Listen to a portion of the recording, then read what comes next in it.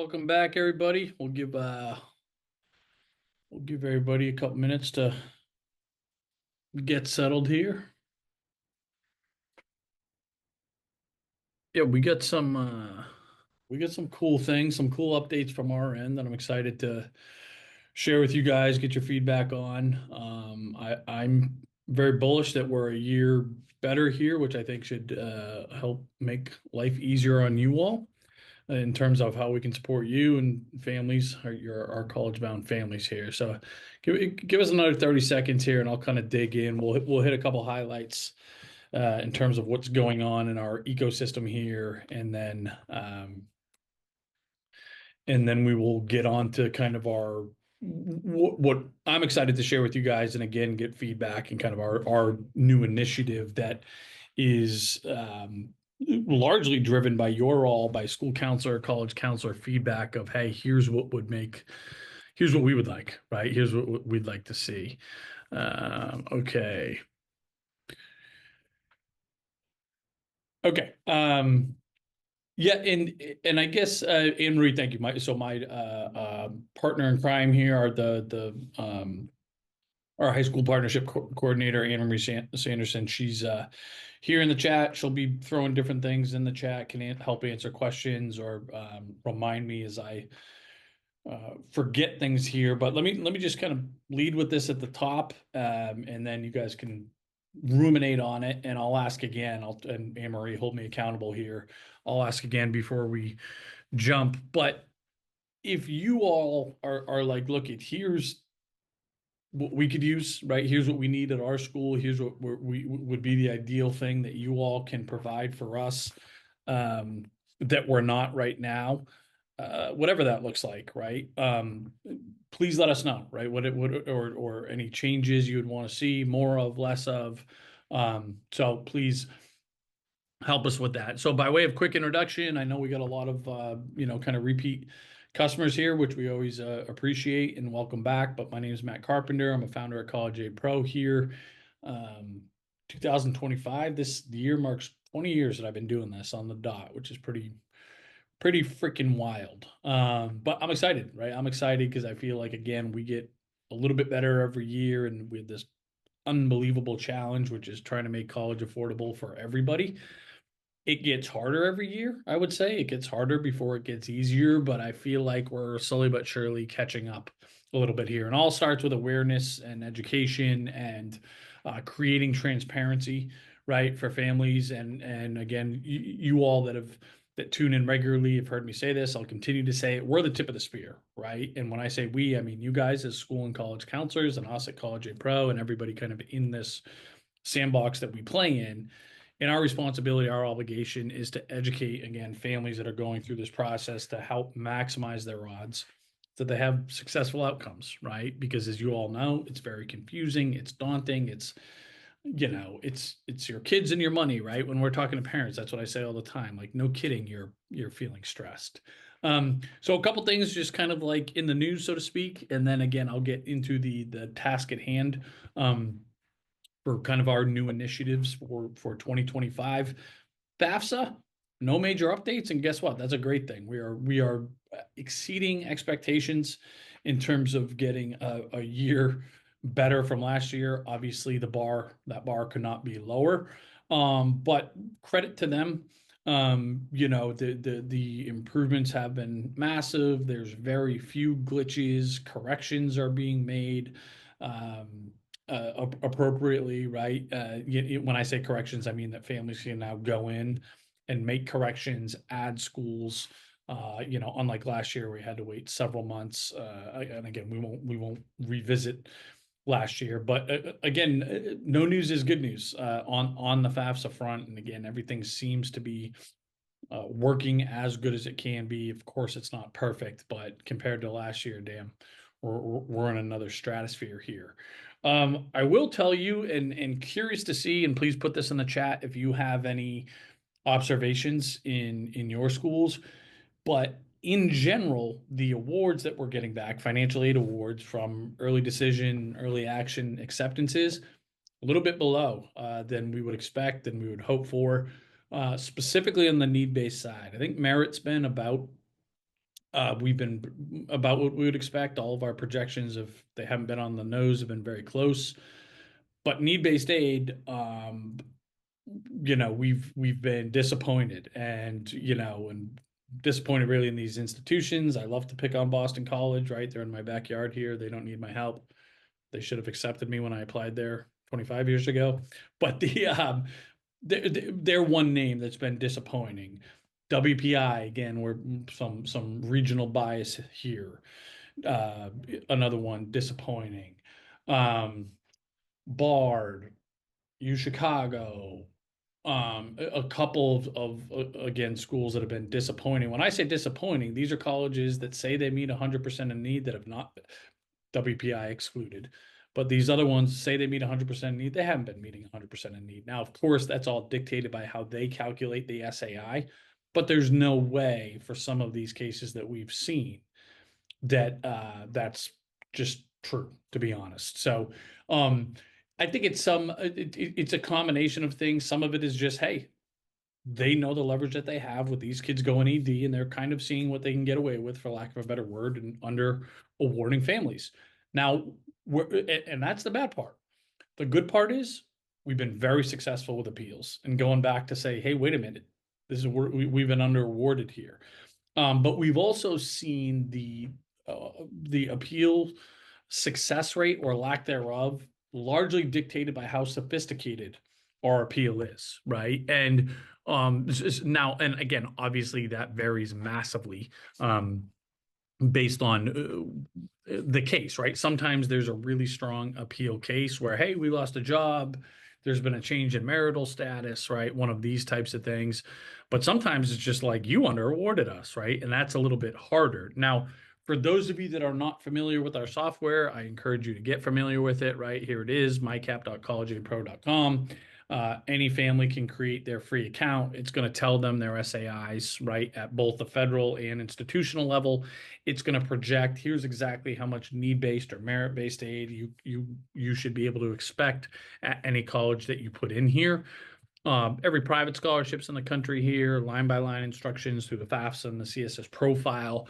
But where we're really leveraging the technology this time of year is that families upload their financial aid award letters. Okay, so I got accepted ED at WashU in St. Louis.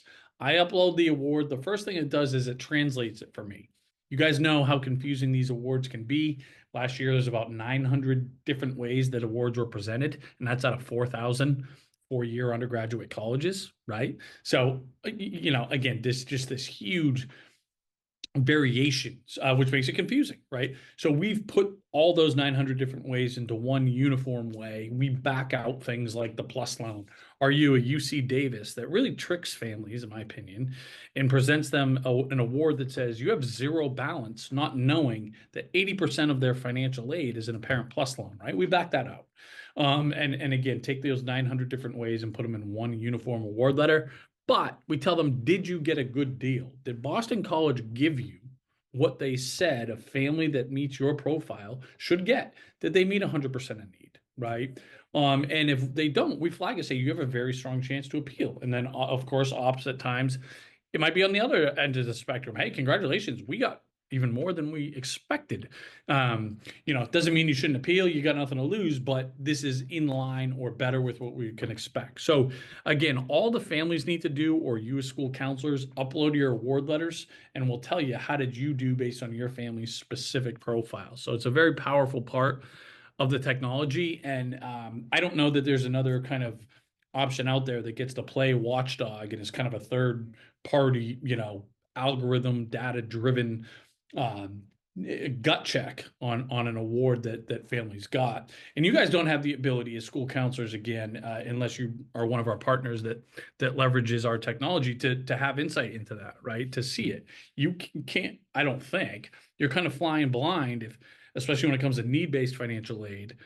For most families, if they say, is this a good award for Tufts versus USC versus Lewis and Clark, it's like usually you're like, well, I don't know, and you're probably not going to ask for their tax returns, right? So, anyways, want to make sure that you and your families know that they have and you have this resource to, in some ways, hold these schools accountable, but for, at least for the parents, make sure that they get the best deal possible, and the students.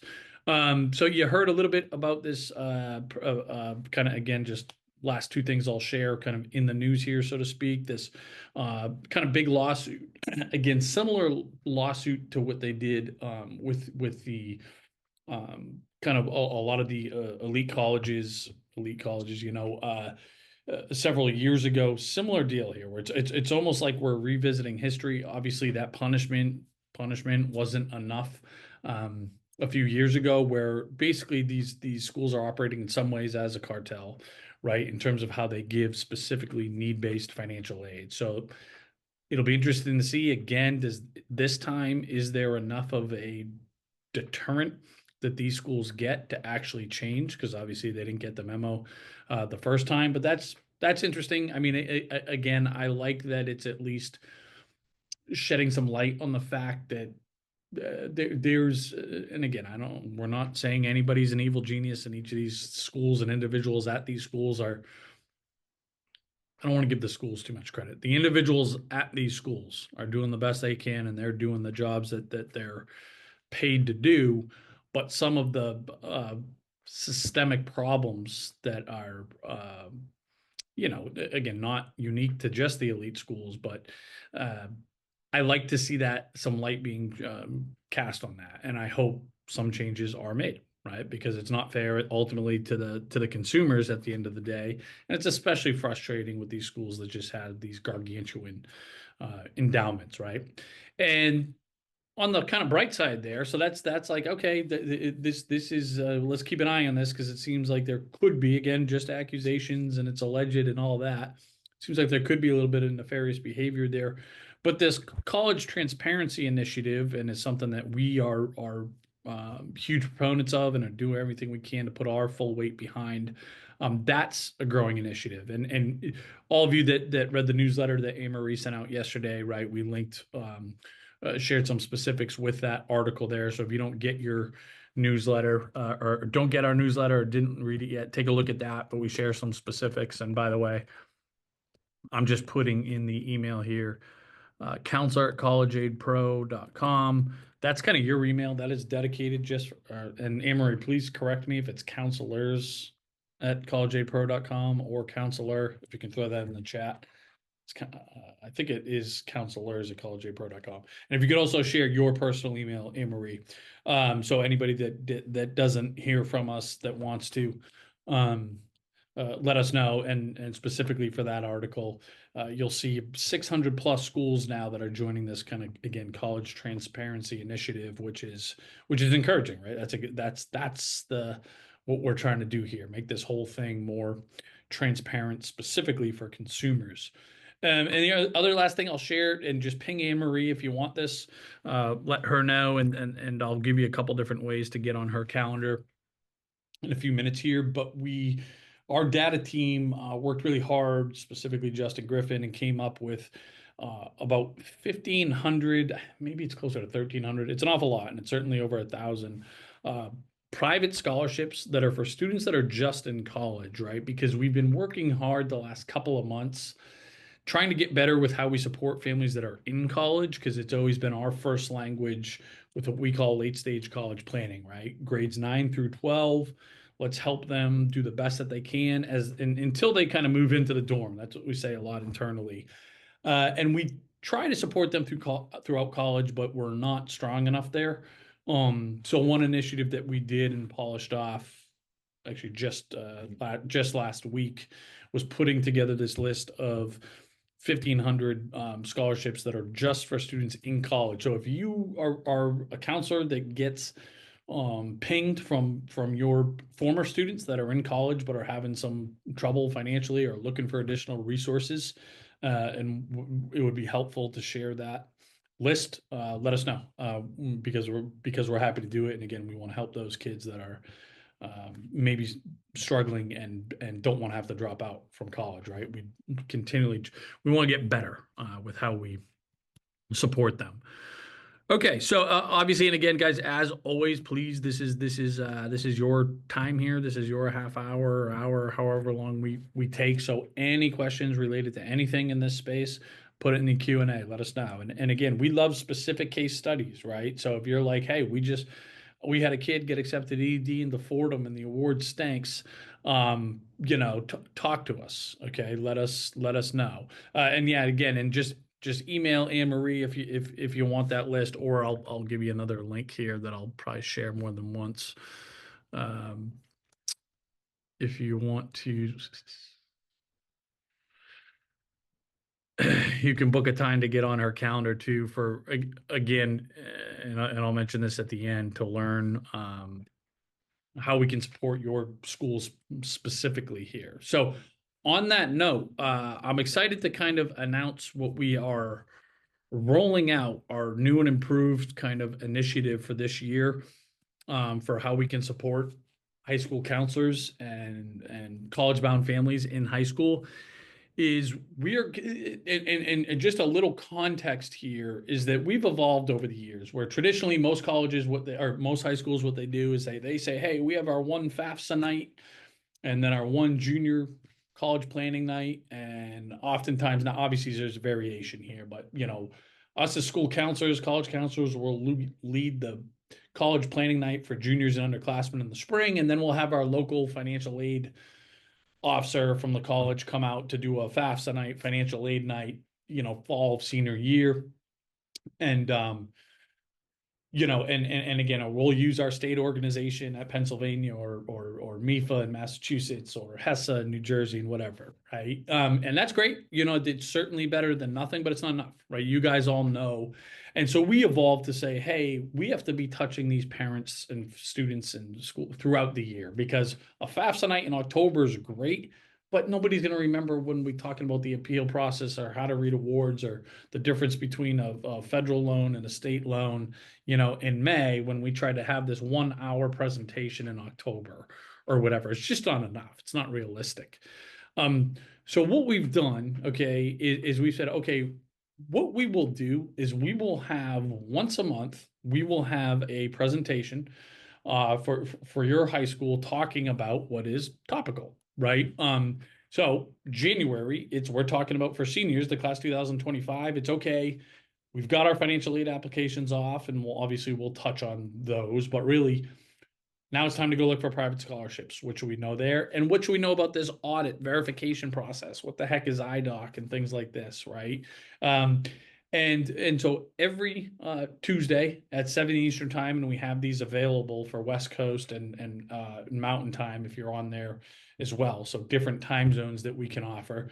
Every Tuesday, we'll give a live 1 hour presentation.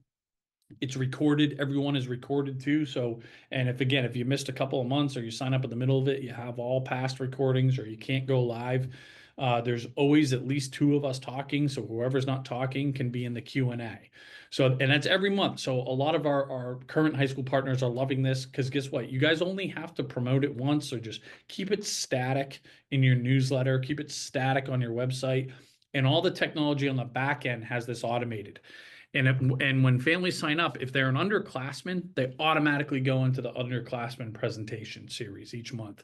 If they're a senior, rising senior, they'll automatically go into the class 2025 kind of talking points. Because obviously, if we're talking to a family that has a senior right now, that's a different conversation than a family that has a junior or sophomore or freshman. They just want to learn about what the heck is financial aid, the basics, and then build up to like, all right, it's private scholarships and verification process time.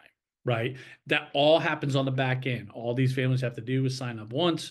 They'll get reminders. You certainly will encourage you to say, hey guys, you might want to remind everybody again that, the presentation is this Tuesday at 7 Eastern time, or 6 p.m. Pacific time, wherever you happen to be. So we're really, really excited about it. The feedback's been phenomenal. And again, all you have to do is share it. And here's what I want to, and obviously each of the you can see what we're talking about month by month here.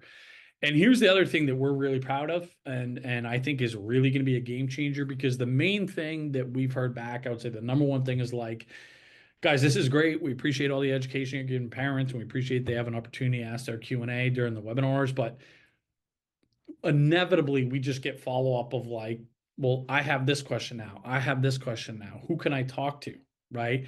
Now, people can always book an hour with one of the experts on our team, but that's cost money, right? We have to pay our experts, and that's just not feasible for everybody. Okay. So what we have done to supplement this is that every other week, okay, every other Monday at 7 Eastern time, we're having what we call office hours, which is just you can your families can just come and just ask your questions to our experts, right? And we can have a ton of folks in Q&A banging away, and then we'll have some folks that are live picking out certain questions to talk about and answer kind of live. And again, people can be um people can be what do I want to say, anonymous, right? I think that's huge. So now when you have somebody an easy place to just send families to just say, look, it these guys do it, they will take care of what grade your kid's in. You just sign up once here, and once a month they're going to have a webinar that's topical, that's keeping you on track. Here's exactly what you should be doing this time of year based on what grade your kid is. And then every other week the whole year, office hours every other Monday for questions, as they come up. So we're totally stoked about it. And let's see here. And so number one, I just want feedback. Give us your kind of knee-jerk feedback. Are we on to something here? Are we not? And obviously Anne Marie put the specifics in the chat here. There's two ways, or a couple ways, and let me just grab this link here. If you didn't put it in there already, Anne Marie, maybe you did. But there's a couple ways you can share it out with your families. Number one, you can do it just kind of passively, I guess, where you can just say, hey, here's a resource for anybody that's interested. For our school partners, right? And again, a lot of you are with us already. If you're not, just book some time with Anne Marie, send her an email or grab a spot on her calendar to set this up. But what we'll do is we'll make this completely branded, right? If you're going to be one of our partners, we'll make this totally branded, and the experience will be just for your school.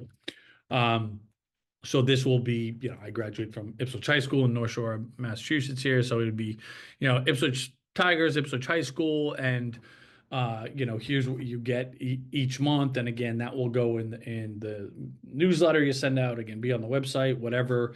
And again, you're kind of done. You just got to prop it up there once, give reminders as you want, as you see fit to families. But we're hoping it's this will make life easier on you and just be a way better free resource, right? For everybody, right? For all of these students and families, regardless of what grade they're in. Because here's the big thing, guys. I can draw an incredibly straight line, and this won't be surprising in terms of good outcomes when it comes to college, specifically the affordability piece. And when did this family get started? When did they start engaging in this whole thing? Obviously, most people, human nature, and I am this way, admittedly, we don't think about it until we have to, which is senior year, hair on fire. Oh my God, now I have to pay attention. So we consider it part of our obligation. We just implore you guys to help us with this. Get this in front of families as early as possible. Get them on here in ninth grade, right? And that's how we're going to have, because again, the data is just overwhelming in terms of successful outcomes and when do students and parents start engaging in this whole process. So please reach out to us if you're not a partner already. Either email Anne Marie or grab some time on her calendar. You can get all the specifics here. And again, we can get this kind of propped up for you guys very easily in your high school, show you how to put it on your website, in your newsletter, or just to send out via email. And I think make you guys look very good in doing so. And of course, any feedback, any questions, please share them, because we want to make sure that we know this is what. Yes. Okay. We know this is what you want to. And sorry, Anne Marie's letting me know. Sorry, Anne Marie. That was my fault. You coached me up on that earlier. Please do not share this link with parents. I shouldn't have shared it right there. If you want to share it with parents, even if you don't want it branded and just want to share it generically, please email Anne Marie first, and she's going to get you a unique link so we can see and you can see are people actually engaging, right? So that is why. And please don't share that one. That was Anne Marie, I owe you one there, buddy. Okay. So, and again, any feedback, whether you think, are we onto something here or are we not? Again, this was largely thanks to the great feedback from all of our current school partners here. Okay, let me stop sharing for a second. And I had kind of a particular case study question here, it looks like. Okay, just had a 25 grad get into Milwaukee School of Engineering for $4,500 per year with a SAI of 0, significantly better than offers of the other UW schools. Okay, so it sounds like if I just want to make sure they were not offered 4,500, their net out of pocket is going to be 4,500, which is phenomenal outcome, right? About as good as we could hope for, and probably better. So the Milwaukee School, and I think what you're sharing here also anecdotally or perhaps data driven is that this seems to be much better than you're seeing. The net cost here at Milwaukee School of Engineering seems to be much better than you're seeing at other UW schools, UW being Wisconsin schools. That's interesting, right? I mean, that's another thing that we always like to use kind of this community for, is just like, what are you seeing out there? What are the trends, right? Just like I was sharing earlier, that on the whole, we're seeing these ED, need-based financial aid offers lower than we would expect, given how these schools say that they conduct business. Northeastern was another bad player. Okay.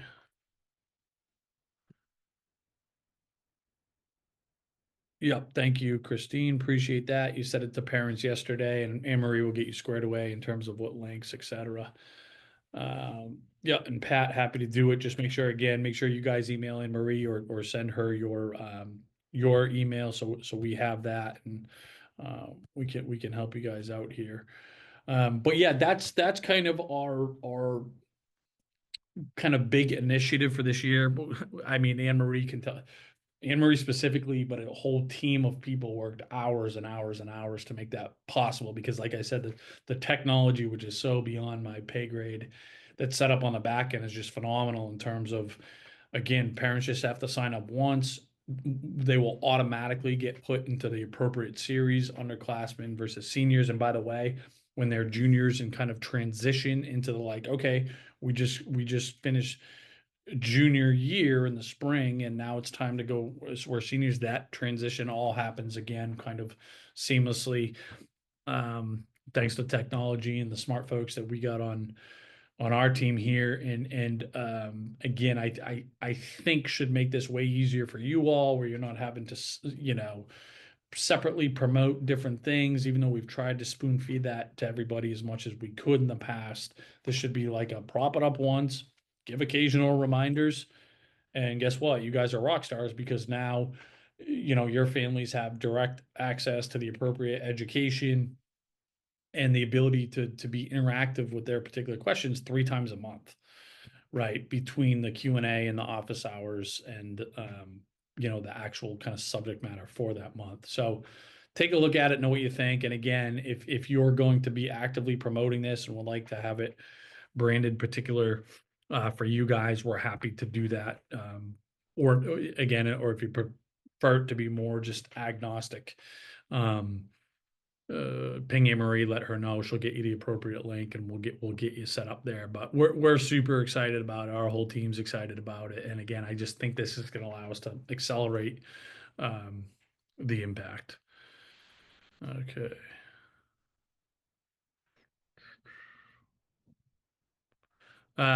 Any other questions? I think those are the biggest gets that I had. I mean, or comments, any other observations in terms of uh,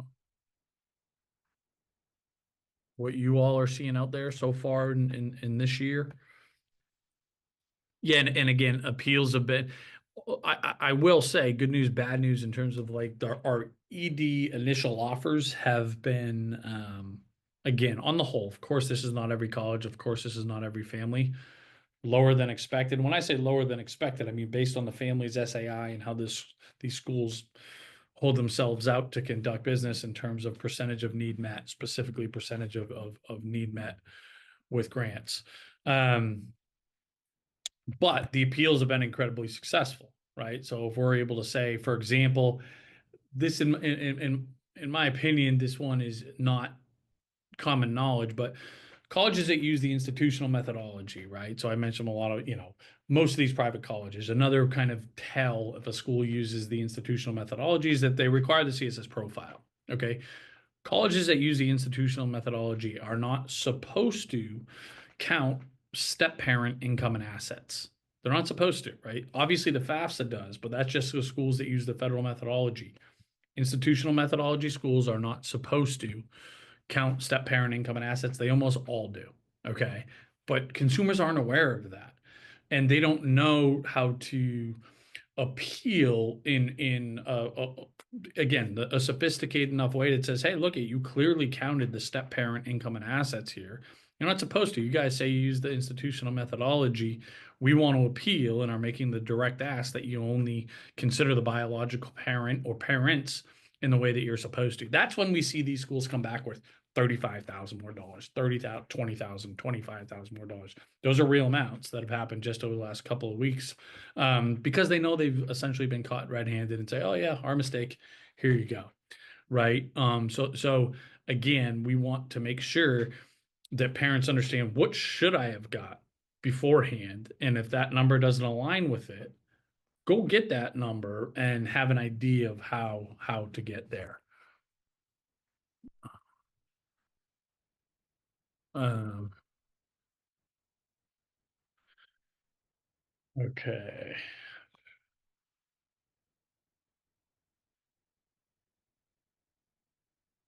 Yeah, okay. Seems like families that have students in college currently are getting less financial aid this year based on previous years.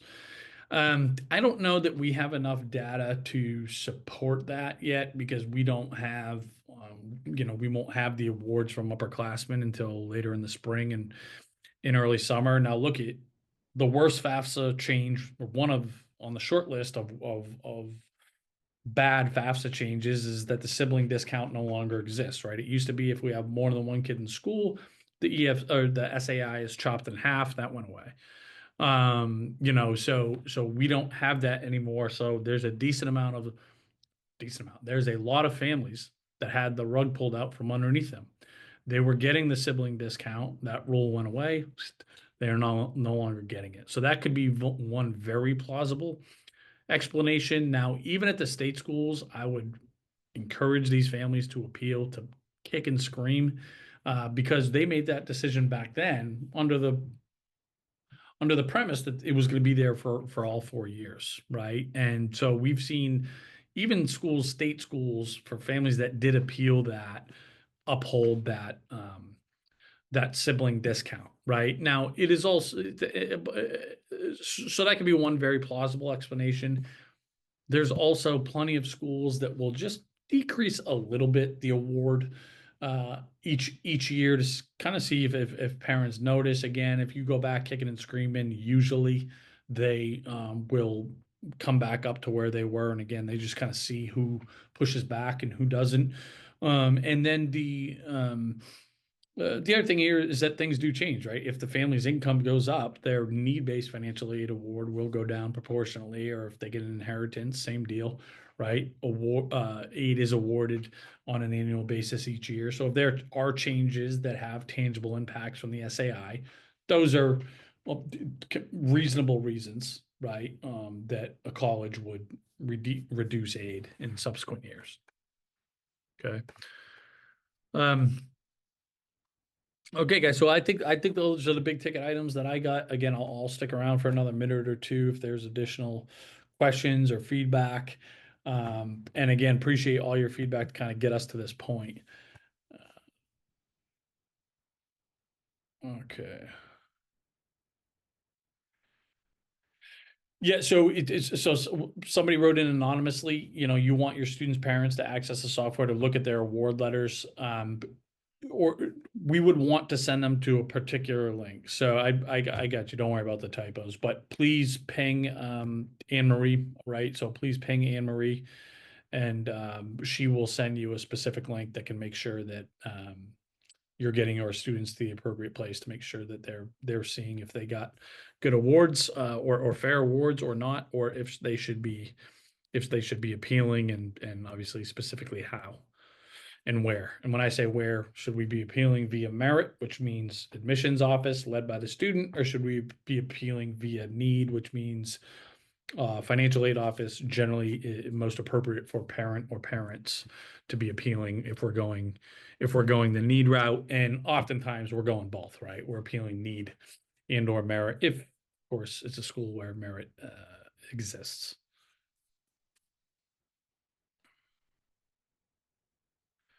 Okay.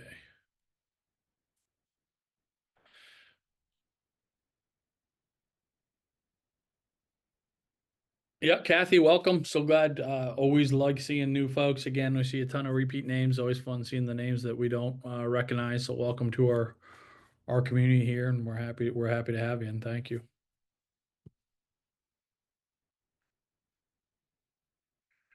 All right, guys. Well, we'll see you in 2 weeks. I'm forgetting if we have specific subject matter for then or not. I think that we will, and I think we are also looking at another thing that we're going to do. I think to improve these kind of sessions, so you don't have to listen to me barking at you for 30, 45 minutes or whatever. Is we're going to have a lot of guests on. Right, we're very fortunate where we have a lot of currently, and we have the director of financial aid at Harvard, at MIT, that are part of our team, the former director at USC, the director of scholarships at University of Oklahoma is a part of our team, former director at Denison. So we have a lot of these great kind of industry folks, and it's always cool to hear from kind of their side of the desk and give you the opportunity to ask questions to them. So look out for that. We'll be having a bunch of guests kind of throughout the year. And again, I can't remember if we got anybody scheduled for 2 weeks from now, but in any event, have a great rest of your week. Please ping Anne Marie. It commits you to nothing but learn more about us, learn more about ask your particular questions, let us learn more about your school so we can get specific in terms of how to support you best. So, and again, we're grateful for you. We're the tip of the spear here, guys.